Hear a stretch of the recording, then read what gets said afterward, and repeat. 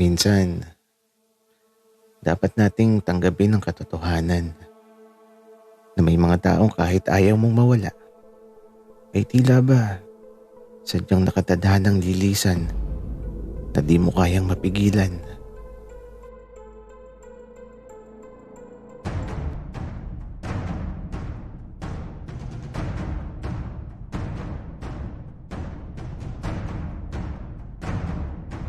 Kaibigan, huwag mong kalimutan mag-subscribe sa aming channel at huwag din kalimutan i-click ang notification bell at subscribe button. Subscribe na!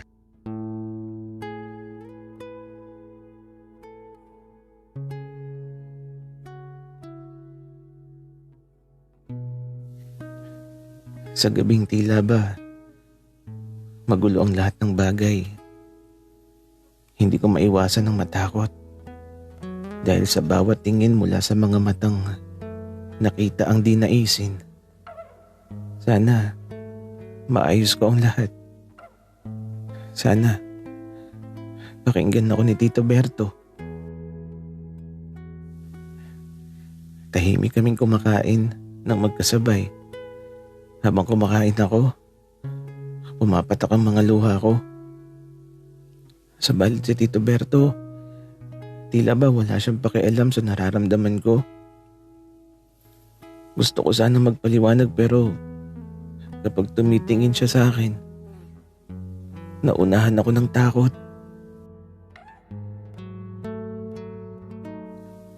Pwede kang artista. Ang galing mong umiyak. Sa sinabi ni Tito Berto, di ko alam kung anong isasagot ko. Bakit ganun siya magsalita? Huwag ka na umiyak, Miguel. Kumain ka na at maligo ka na. At matulog na tayo. Sorry. Wika ako. Kaya lang, di ako pinansin ni Tito Berto. Parang wala siyang narinig. Parang hangin lang ang aking tinig. Di nakikita. Lamig ang tanging nadarama. Hindi ko talagang mapigilan ang pagluha ko. Kaya nang matapos ako, naligo ka agad katulad ng sinabi ni Tito Berto. Naglinis ako ng sarili ko. At kahit ano gagawin ko ngayong gabi para mapatawad niya ako. Kaya naman, nang matapos ako maligo, naupo na muna ako sa kama kasi naliligo pa si Tito Berto. Nag-iisip na nga ako ng mga paliwanag na gagawin ko para masabi ko ang lahat ng pagkakamali na nakita niya. Kaya lang, matapos maligo si Tito Berto, pinatay niya kaagad ang ilaw. At naramdaman ko na lang ang paglapit niya sa akin na tila ba may mabigat na kamay. Hinawakan niya ako at pinaluhod. Hindi tuloy ako nakapagpaliwanag kasi naman pinakain niya ako kaagad ng masarap. Tapos ayun, nadarang na ako sa init ng sitwasyon, sumabay sa agos at ang tanging magagawa ko na lang ay ang ibigay ang lahat para kay Tito Berto. Sa bawat kilos niya, tila ba may halong mabigat na kamay. Mahigpit ang mga hawak niya na tila ba di ako pakakawalan. At sa gabing lumilipas sa mga sandali, inihain ko ang sarili ko para sa taong pinakamamahal ko. Sa bawat patak ng pawis at paghabol ng aking paghinga, ramdam na ramdam ko ang kirot sa bawat paghagod ni Tito Berto. Muli kong naramdaman ang sakit, subalit tiniis ko hanggang sa tila ba iisa na lang ang aming katawan na naglalakbay patungo sa ligayang walang humpay. At sa pagsapit namin sa rurok ng tagumpay, tila ba nawalan ng lakas ang kaninang masigasig na katawan. At sa piling ng mahigpit na yakap ko kay Tito Berto, Sana napatawad na niya ako sa pagkakamaling di ko naman ginusto.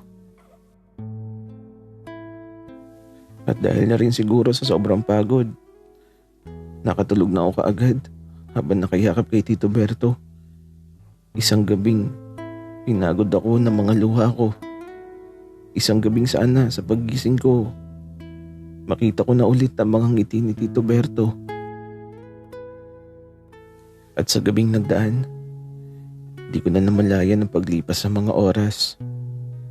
Napasarap ang tulog ko at nang magising ako, takot ang naramdaman ko. Mag-isa na lang ako sa silid. Wala na mga gamit niya at di ko alam kung anong gagawin ko sa mga sandaling to. Agad pumatak ang mga luha ko at nagbihis ako kaagad upang hanapin siya. Baka sakaling di pa siya nakakalayo.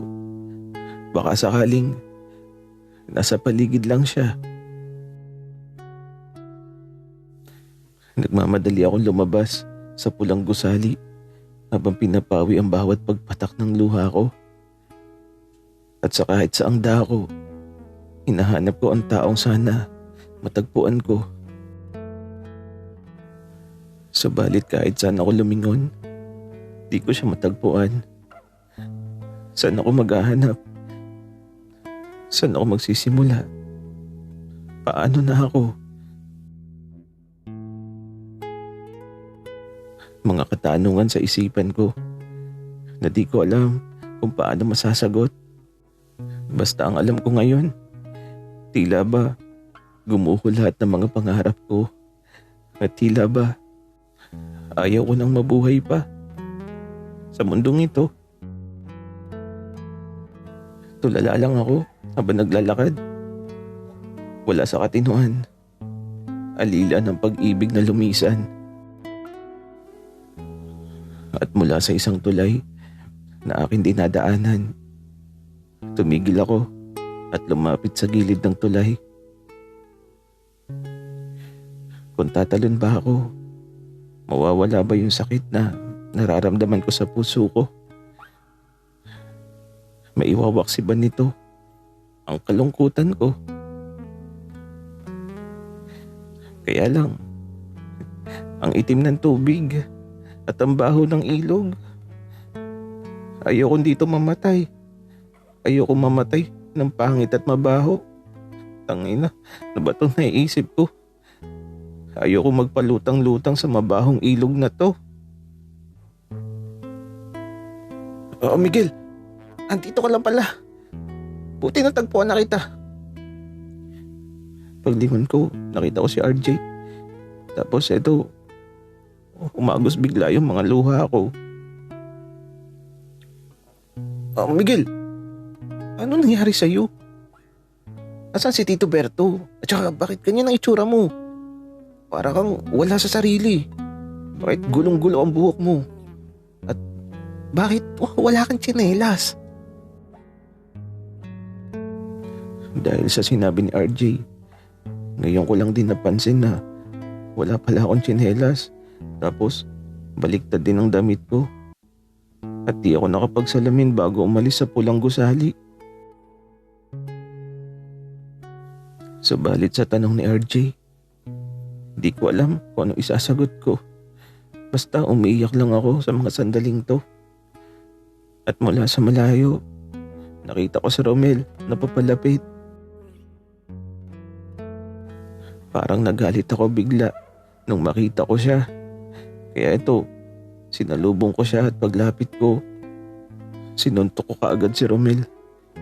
Ibinuhos ko lahat ng lakas ko dahil para yon sa pagsira niya sa buhay ko.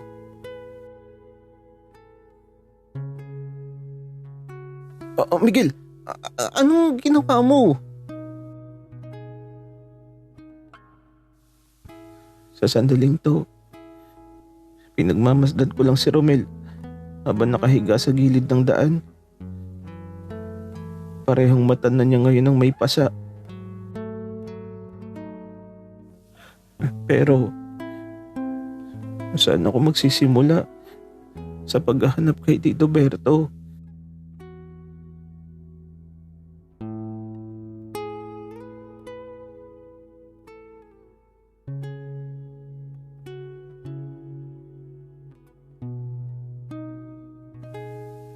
Miguel,